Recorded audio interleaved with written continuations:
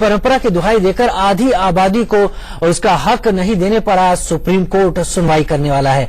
सबरीमला मंदिर में महिलाओं की एंट्री पर आज कोर्ट में सुनवाई होनी है।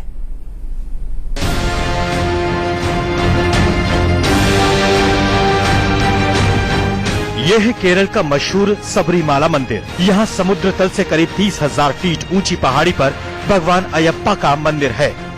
इस मंदिर में हर साल 10 करोड़ से ज्यादा श्रद्धालु आते हैं, लेकिन महिलाओं के लिए यहाँ एक खास बंदिश है। सबरीमाला में अयप्पा के मंदिर और पास की पंपा नदी में 10 साल से अधिक उम्र की लड़कियों और 50 साल से कम उम्र की महिलाओं के प्रवेश पर पाबंदी है।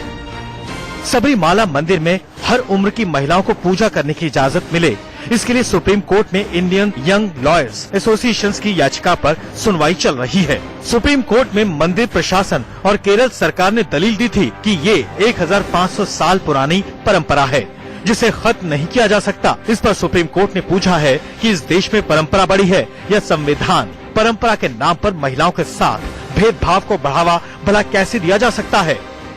कौन सा कानून है जो लेडीज को इस उम्र की हम 10 इयर्स टू 55 इयर्स उनको रोकता है कि वो टेम्पल नहीं जा सकती। ये तो कह सकते हैं आपकी यूसेज है, कस्टम है, जो कि हिस्टोरिकली चला आ रहा है, लेकिन ऐसा कौन सा कानून है जो इनको कॉन्स्टिट्यूशन के आने के बाद इनको परमिट करता है। ये सिर्फ एक एज रेगुलेशन है, इसका कोई जेंडर डिस्क्रिमिनेशन नहीं।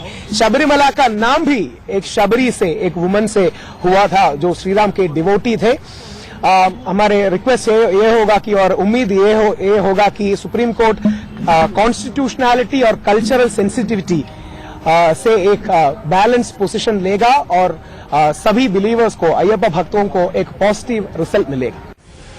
सुप्रीम कोर्ट ने यहाँ तक टिप्पणी की है कि सबरीमाला मंदिर की इस परंपरा से लैंगिक न्याय यानी जेंडर जस्टिस खतरे में है, इसलिए अदालत अब संविधान के तहत तर्क के हिसाब से मामले की सुनवाई करेगी। भारत का संविधान है, उसको अपहेल करने का जो पूरा अधिकार है वो सुप्रीम कोर्ट का है और उस अधिकार के तहत सुप्रीम कोर्ट न्याय संगत बात ही कहेगा, ये हम लोग सब मानते हैं। ये बात मंदिर के ट्रस्ट के लोगों को भी स्वीकार करनी चाहिए। सामाजिक दृष्टि से तो सब एक है ही और सब में एक आत्मा निवास करती है और सब एक जैसे हैं, लेकिन उसके साथ साथ जब कॉन्स्टिट्यूशन हमें कहता है कि हमें एक जैसा अधिकार मिला हुआ है तो फिर ये निषेध क्यों।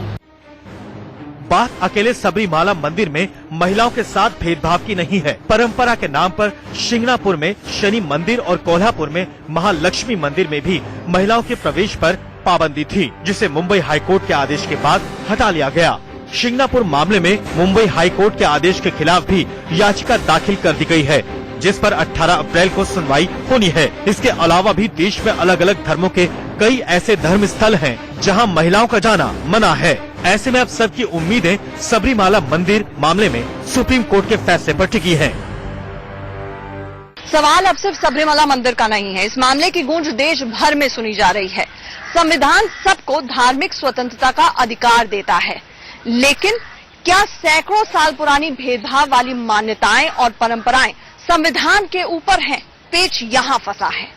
साथ ही धर्म इंसान को भगवान से जोड़ने का जरिया हो सकता है, लेकिन कब कौन भगवान से जुड़े, कौन ना जुड़े, कैसे जुड़े, इसका फैसला आज की तारीख में भी क्या चंद धर्म के ठेकेदार करेंगे।